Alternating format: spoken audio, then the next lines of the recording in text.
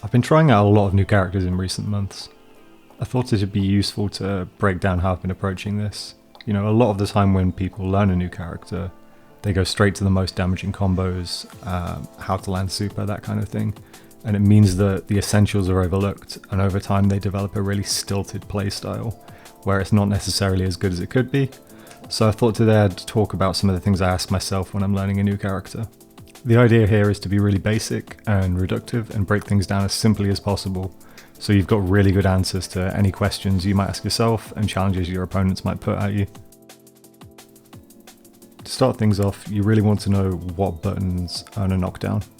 So this might be a sweep for a Shoto, it might be Yugo's crouch MK, just really any button that's going to put the opponent on the floor. And the reason for this is it's the easiest way to keep your turn going, to get close to the opponent and to keep putting pressure on them. It's alright landing a nice combo, a nice little string, but if it doesn't put them on the floor, it doesn't give you an advantage in terms of spacing and the more pressure that you're able to apply, it's not necessarily that useful. So you want to be looking at how safe is it? If it gets blocked, are you going to get super punished? Are you going to get hit by a normal? Or is it maybe safe at max range and there's not too much risk putting it out on the screen? This is going to vary a lot. For example, like Remy's sweep has 2 hits, the second is very easy to parry and you're going to eat a lot of damage if it goes wrong. Versus, I don't know, Ryu, Ken, Akuma, if they're at max range and they throw out a sweep, so long as it's not parried by a character that's got meter ready, it's fairly safe, it's not too much of a risk. How fast do they come out as well? I mean, it's the case that some sweeps are really good once they connect, but they take a long time to get on the screen, and conversely there's some that come out relatively quickly, but then if it's blocked you're in a lot of trouble. So really just take the time to understand your sweep, look at the frame data for it, and get a feel for what opponents can do in response to it. I think the second big thing to learn with any character is which buttons are particularly plus. So by this I mean, are they plus on block and are they plus on hit? If they are, then you're likely to be able to continue your turn after connecting them, either with more moves, dashing up, or doing something else. Conversely, some characters might not have a lot of plus moves, which means once they've gone in, once they've connected, they might need to end their turn, start being patient. A lot of it's situational, and you're going to be able to begin to understand that by understanding what moves are plus and what moves are the most plus. And in a lot of cases, like for example Ken's medium punches, Makoto's medium punch, Ibuki's jab seems to be really good as well. They're extremely plus and they're going to allow you to maybe link into super or just continue to put pressure on the screen. So once you've learnt your sweeps, learn which buttons are plus, and then you've got a good idea of how you can keep your turn going just with a few button presses. As you hopefully know, pressing buttons on width in third strike does build you meter. This isn't the case for light buttons, it's only medium and heavy buttons, but it works both in the air and on the ground. It's a good idea to know what's the fastest and safest button that you can press to build meter. So for example, Yorian, it's probably medium punch. For Ken, it's crouching medium punch. Every character will have one option which they want to be pressing while they're safe to build meter. And it's the case that, you know, sometimes you'll knock an opponent down and you'll get a chance to press it once or twice. Sometimes you'll be in an advantageous position where they're cornered or far away from you. It's never a good idea just to be doing nothing or pressing nothing if you're completely safe, because you can be building meter at no cost. And if your opponent's not doing this, you're going to be a consistent advantage, you know. Over the course of 2 rounds, it will probably turn out to be a full bar, you know, maybe a bit more.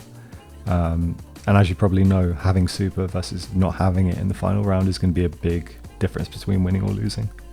So yeah, just have a good idea of what buttons you can press to build meter, both in the air and on the ground.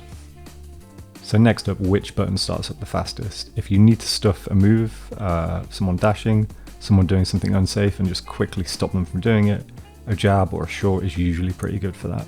But between character to character, some will be faster, some will be slower, some will be more active, meaning there's more damage frames on screen than others. So it's good to know, you know, which is the fastest, which is the most active. So if you have to panic, if you have to react quickly, you know what your best option is, right?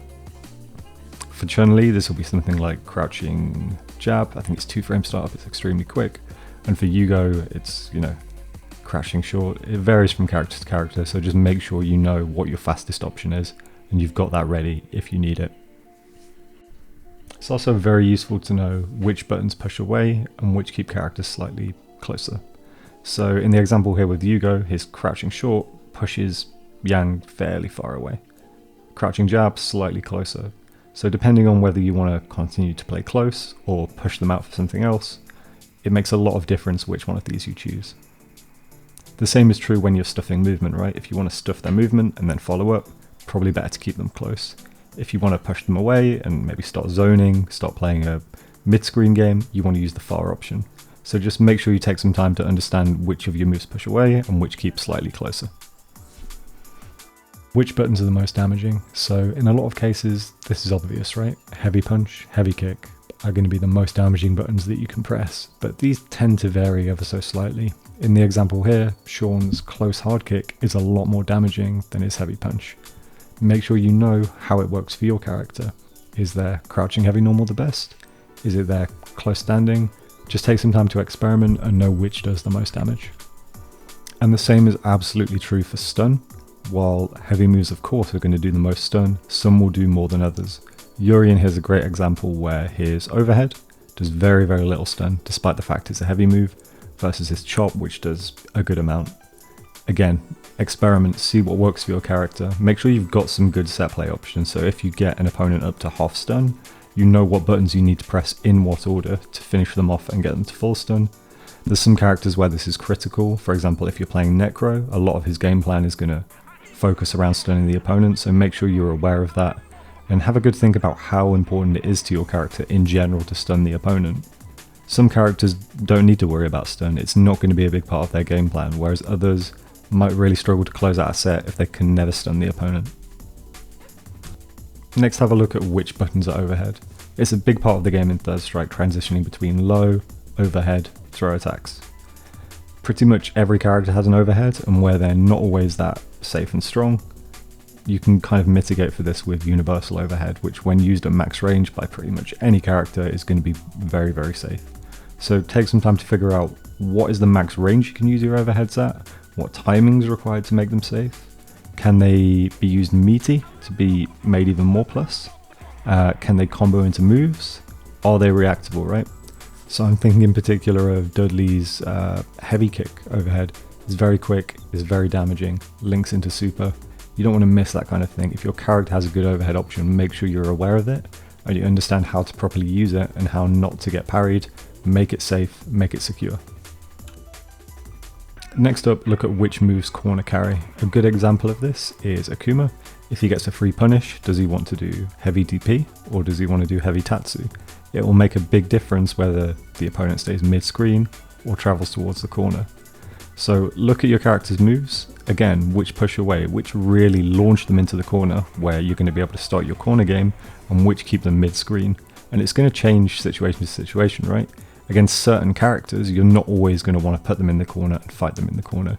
You may wish to stay mid-screen, so in that sense it's good to know what moves aren't going to launch them into the corner.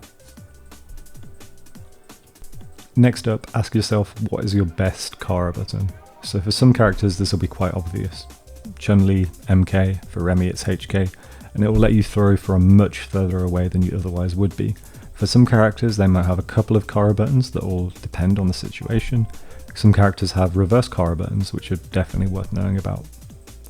How can you use the range of these Kara throws to set up ambiguous situations? Maybe you can put yourself in a position where you have a really damaging good button that also shares a range with your Kara throw. By sitting in that range, you're going to create really damaging and threatening situations for your opponent. So just take some time to look at your Kara buttons, see where they move you and where they can be applicable. So what are your character's pokes? Which come out broadly low? Which come out high? Which are useful from the air?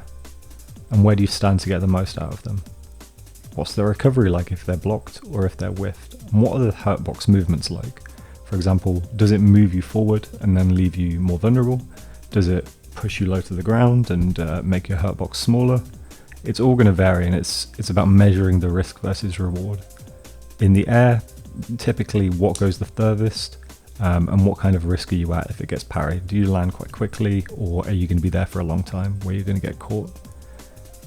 Are my character's EX moves good? Are they worth using? And how much do they cost me? A good example here is Ryu, where his red fireball is absolutely excellent. It's a really good tool in neutral, good tool for pressure. But the issue is, if you're using that regularly, you're not going to have super. So you kind of want to have a good measure of how valuable is it for you to have a full super stock versus being able to use EX moves in general. There's some characters where this is quite easy and their EX moves are pretty trash, so you're always going to be building towards full meter without necessarily worrying about them. There's other characters where it's a mixture, and then there's some characters where you predominantly want to be using EX moves. So just have a good feel for the kinds of EX moves you had, how good they are, and how good they are compared to your super, because that's really going to give you a lot of good information on how to manage your meter and how to save it in between rounds. So now you know what your Kara buttons are, what can be Kara'd. Beyond throws, there's special moves, there's overheads, and even supers can be Kara'd. So you really want to get a good idea of where these can be useful and what situations they're going to put you in. A good example is the Shoto's Dragon Punch. Nearly all of them can Kara it with crouching medium kick, and it pushes them forward, and it's quite a useful thing to be able to do. For overheads, I'm thinking Chun-Li and Remy, their Kara buttons push them relatively far forward. So you can catch an overhead in an opponent from a good distance and they're not really going to expect it. A lot of super moves can be Kara'd. I think the best example of this is Ryu's close MK linked into Super 2. You cannot do that on reaction if you're just trying to cancel it raw, but if you try and go for the link, you can get that bit of distance with the MK Kara and it'll push you up and make it connect. So really just take the time to figure out what moves can be Kara'd and what situations they're going to be useful in. You don't always want to Kara everything because you're going to end up right on top of the opponent, and sometimes that can be quite negative, especially if you're trying to zone them and you're trying to play a pokes game. So just take your time to know what options you have and think about where they're going to be useful in terms of Kara moves. When looking at supers, it's really good to ask, do I have any supers that start up in one frame? And the reason for this is if you do, you can punish pretty much anything that's minus on block, give or take. So perfect example is Ken's Crouch MK. It's thought to be a relatively safe placement move, relatively safe poke, but it's not at all. If you have a super that starts up in one frame, you can punish it quite easily, and this iterates across lots of characters and lots of situations. One thing to be aware of is the range. For example, Yugo's Hammer Mountain starts up extremely quickly, but it doesn't have the range immediately in the same way that Ken's super does or other supers do. So take the time to figure out, does it start up in one frame? And if so, what range does it go? What can I punish with it? What does your taunt do? And if it's good, how do you make it safe? For example, Ken's taunt does a decent amount of damage, and when he lands a throw, when he lands a DP, when he lands super, he's going to have the opportunity to use it and get that buff. Other characters may have really good buffs from their super, but they're not going to be able to generate the situations where it's safe to do so. And then some characters are going to have the worst of both worlds. It's going to be a bad taunt and they're never going to generate the opportunity to use it. Particularly Q, extremely strong taunt. You want to be using it as frequently as you can to get the HP buff versus, I don't know, Yugo, where the buff's good, but he'd much rather stay close or use that time where he would be taunting to close the distance on the opponent. So just take the time to figure out, what does the buff do? Is it useful? Do you see other people playing this character using the taunt often to get the buff? Or is it something that's very situational and sparingly used? Just take the time to understand what it does and how to use it. Depending on your character's height and your character's width, they'll be vulnerable to different kinds of things and vulnerable to different character specific combos. It's a good idea just to take a quick measure of how tall your character is, both when crouching and when standing, and how wide they are. There's some characters that can really take advantage of this. The twins and Chun I'm thinking of in particular, when they're crouching, they're very, very small and they can avoid a lot of stuff. Conversely, characters like Yugo, Q and Urien, even when they're crouching, they're very tall and susceptible to a lot of things. So just take the time to think about how big your character is, how you can space to make the most of that size and make yourself safe.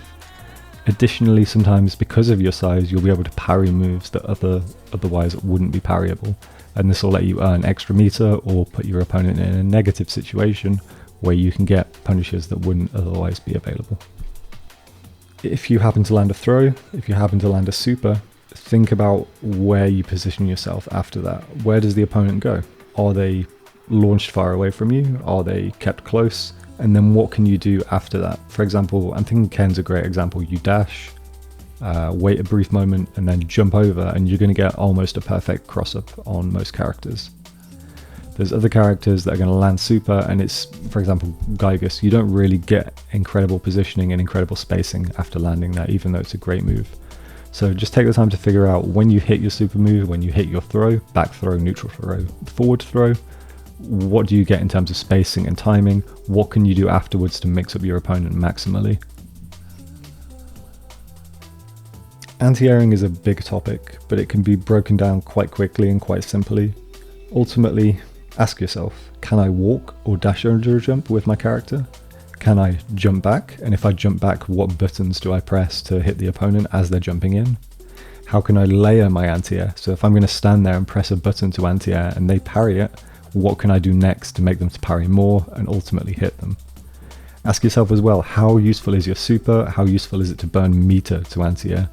Chun's a good example, right? So her super 1 is quite decent as an anti-air, but her super 2, not that great. So she'll probably want to evade or position herself so she can deal with it in another way. I can't emphasize enough how important it is to figure out multiple routes to super with your character.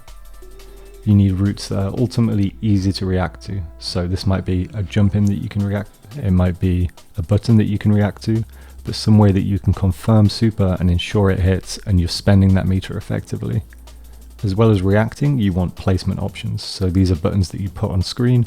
You're not sure if they're going to hit, but if they do, super comes out. So this might be playing as Ken, putting crouching medium kick on screen, and if your opponent dashes up, it's going to connect and you're going to be able to super.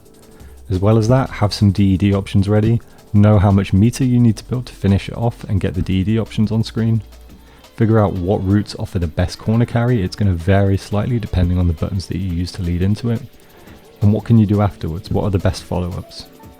Ultimately, again, I can't emphasize this enough, you need to be really proficient, regardless of the character you're using, at spending meter. In some cases, especially with low tiers, it's the only way that they're viable. They don't have good normals, they don't have good neutral game, their best option is to play defensively and spend meter, and if you can't do that effectively, you will never win. What's your character's corner spacing? So while we all like to get in close and do damage, once you've earned the corner, sometimes it's better to stay back a bit, use pokes, and stay at a range where if your opponent jumps, they're still going to be cornered and they have to take a lot of risks to escape, which you're then going to be able to punish. Again, go back to your pokes, what are the range on them? How can you safely apply pressure to your opponent without losing position and letting them escape the corner? If they try and jump out, what are you going to do to anti-air? How are you going to position your character so they're still in the corner and you can continue to knock them down and do damage? One of the main advantages of having a cornered opponent is that they can't really move horizontally, and if you know the perfect range to use your buttons at, this is the time to abuse them and to space perfectly to do things that they can't respond to and can't get damage from. So yeah, just take your time, learn the max range of your moves, learn where you can put the moves, where they're just going to whiff, and really just play with that max range and make it hard for them to escape from the corner regardless of what character you're using. It's a good idea to check if your dash is airborne, and there's two reasons for this. If you get hit during an airborne dash, you're going to reset in the air and it's going to be hard for the opponent to continue their turn or combo you. Secondly, some airborne dashes can go over low moves. So very, very low moves like Yang's Crouch MK, Yugo can forward dash over that in some circumstance. So it's a good idea, just check. You'll be able to see it visually here with Remy especially. He's slightly off the ground, he's slightly airborne as he's dashing. So just check if that's something your character can do and if you can make use of it.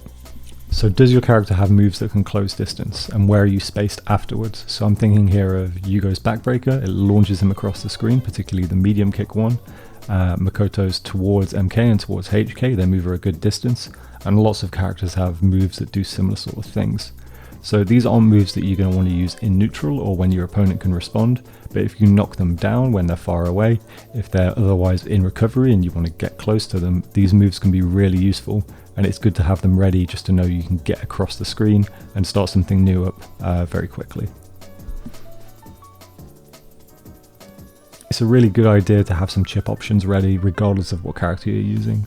Most of the time this is as simple as using super, but you need to think as well, how does it work situationally? How can I stagger the timings? Do I need to do it early? Do I need to do it late?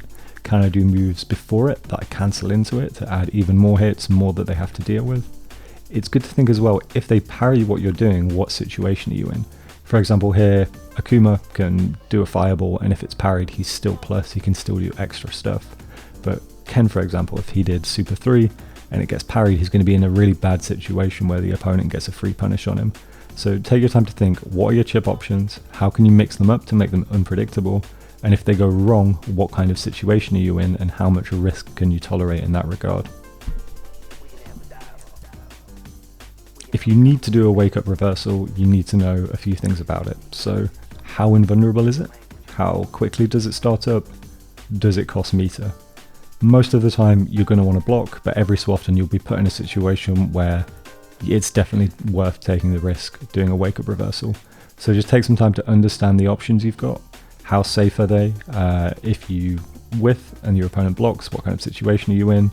And how active are they? How easy is it for them to punish?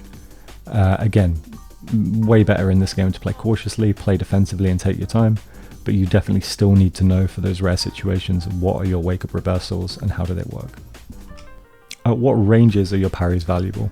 So we all like to get parries, but they're not always going to give you that much if you don't think about the situation. So Urien, for example, a lot of his buttons are very slow. Unless he parries a slow move, he's not really going to get anything off it and could put himself at more risk. Do you want to be far away parrying so that you can get pokes in response? Do you want to be close parrying so that you can get tight, close punishes? You need to really think about what's the best range for you to be going at parries so you don't just put yourself in a bad situation without thinking. Everyone likes to get parries, but make sure you have a plan for what you're going to do afterwards, and think about beforehand where you should be positioning yourself to earn parries that are going to get you good punishes. What are your character's jumping attacks and how do they work? It seems simple, but it's good to just cover all the bases. So mainly, do you have a cross up?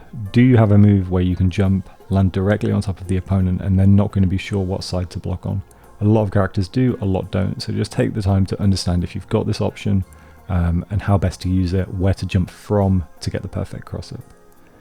The second thing is, what do you have for air to air? So for most characters, it's going to be a medium button, either medium punch or medium kick, and that's going to be their best air-to-air response, but it varies a lot, and some characters will want to go for specific buttons. Maybe they have something unique, like Remy, whose hard punch will send the opponent to the ground and he can follow up. Just make sure you're aware what your air-to-air options are, and maybe have a mix-up so you can go between 2 or 3 options. And what can you do afterwards, right? If you reset an opponent in an air-to-air situation, what range do they land at? Is it still your turn? Can you run up? Can you grab them? Just make sure you understand how these situations are going to resolve. As well, just simple jump-ins. Make sure you know the difference between your neutral jump attacks and your arced jump attacks. A lot of the time, neutral jump attacks, they'll whiff on crouching opponents because they don't come out at a height that's good enough to hit them, versus the arced ones will usually hit crouching opponents. So just take the time to understand the differences, make sure you're not pressing bad buttons that are going to leave you in a situation where you're just landing with no frame advantage. How can your character earn meter on block? So this is very different depending on the character you're using. Ken and Yang and Chun as well are great for this, where they can press buttons, they can press specials, and they're largely safe and they build a lot of meter. Conversely, other characters don't have very good options and they put themselves at a lot of risk for relatively small meter build. So just take some time to understand, if your moves are blocked, how much meter do they build them and how much relative risk are you at? So you can really understand and not put yourself at insane risk just to build a tiny bit of meter. And conversely, if you know you can get away with it, go for it, build that meter, put yourself in a better position, and it's not going to cost you a whole lot. How does your character escape the corner once you're in there? Some characters have better options than others. Chun-Li, she can wall jump, 12 can wall jump. Some characters have moves that cover a lot of distance, so they can dash along the floor under a jump or travel through the air. For others, they don't have those options and they really need to play patiently, maybe trying to reverse by back throwing the opponent into the corner. So just take some time to think, am I going to be blocking in the corner because I can afford to wait and bide my time? Am I going to be rapidly trying to escape? And how is this going to vary between characters? Am I going to dash under jumps? Am I going to jump out myself? And which of these is strongest? Which of these is safest? and which works best for my character. With throws being such a big part of Third Strike, you want to focus on tick throws and throw baits and know how you achieve both for your character. For most characters, this will be a light move, probably crouching, into a Kara throw or a walk-up throw. And it's a very simple way to start mind games and start putting pressure on your opponent. As well as that, you probably want tick heavy moves. So again, a light move followed by a heavy move. They expect the throw and they get hit by a heavy move. It varies a lot between characters. If your character doesn't have a good Kara throw, it could be a lot more challenging. You may want to play more conservatively. When you're playing someone like Akuma, who has a great Kara throw, has great heavy moves, you probably want to be a bit more ambitious and push this out. So just take some time to understand, if I do a light move, what range am I at? Can I throw? Can I do a heavy? What else can I do? Do I backdash to try and bait a response from them? And in regard to throw baits, what range do I sit at where they're going to expect me to throw, but I'm still safe, I can still respond? What are my character's outside options against panicking opponents? So this is where the really rare stuff comes into account. So this is moves that don't usually work, moves that shouldn't work on a paper, but when you understand that your opponent's panicking and they're going to make a bad decision, they become good options. So the best example here that I'm aware of is Yugo's HK. There's no way it should ever work, but when you know your opponent's panicking, they're going to do something stupid, it works a lot more often. So maybe 1 in every 5 games, 1 in every 10 games, you have this as a backup option to use on a panicking opponent. The same's true with Yugo's Crouch Fist, his little seal dive. Not a good anti-air, but if you know your opponent's not expecting it, it can become viable. And all characters have this. Q has a lot of buttons like this as well, where on paper they shouldn't work, they're reactable, they're slow. But when your opponent doesn't know what they're doing, maybe they're not familiar with the matchup, they become a lot more useful and you can think about how to use them. What are your character's gimmicks and what are their bait moves? So these are things that are atrocious. Once the opponent understands how they work, they'll never get hit by them. But what you're really going to do is exploit their gap in knowledge and experience to the extreme. So Sean Roll's a great example here into super. It should never hit, but an opponent who doesn't know how it works is going to press a button, they're going to eat a super, they're going to eat a dragon punch. And every character will have something along these lines where you'll get away with it once. It's something good to use against an opponent who is just learning the matchup and not that familiar. And then once you've done it once or twice, you never want to do it again because they're going to understand how it works and how to deal with it. So although these aren't good strategies on paper, they're good to have in your back pocket just as a surprise. Once every 10 games, once every 20 games, that kind of thing. It's still worth knowing. With all that in mind, you can start to think about your character's game plan. Ask yourself questions like, will I mainly be asserting pressure? Or will I be playing more defensively, reading the opponent? Will I try and keep them in the middle of the screen? Will I be trying to push them into the corner? As well as that, there's definitions between set play and improvisational play. Do you have a couple of core ideas and core combos that you're going to be asserting on the opponent? Or are you going to take your time and respond with different moves and different set play depending on what they're doing? It's worth thinking, does your character need to take risks? If your character has a high health pool, typically they can play more risky and afford to be hit more often and still win the round. Does your character benefit from playing safe as well? If you're blocking and parrying, does that give you good opportunities versus if you're going in and scoring pokes, scoring moves? Where is the most threatening position to stand? So based on all of the threat that all of your moves can damage, where should you be standing? As an example, Ken, if he stands just outside of his sweep range, is fantastic. Because if they do anything to move forward at all, they can be swept, and it's a really threatening position to stand. As well, what's your character's most damaging punish against both standing, crouching, and airborne opponents? It's not the case that you can just have one combo that you're going to use universally. You need to know, based on their position and what they're doing, what's the most damaging move that you can do. How should you be managing meter between rounds? So it's okay to win round 1 and burn all of your meter, but then if in rounds 2 and 3 you're really struggling to generate meter and you end up losing the game because you can't use super, that's a problem. Characters with 2 to 3 stocks can generally afford to be more liberal and use super more often. But if you've got 1 stock, you can't really afford to lose round 1, win round 2, and then go into round 3 with no meter, because you've got to both build the meter and use it in 1 round, which is going to be really demanding and really troubling. So take some time to just think, after you've won a round, after you've lost a round, how much meter do I have? Could I have saved it better in that situation? And how am I going to build it moving forward? It's good to think, is it better for my character to be approached or to approach themselves? For example, Ken, if he has super, you can sort of just stand back, and because it's very fast, you can whiff punish stuff on response, and it's a good incentive to play defensively. Versus someone like Makoto, her incentives are going to be much more biased to be aggressive. She doesn't necessarily want to play defensive in the same way. It's a good idea to know what are my character's best strategies to come back from behind.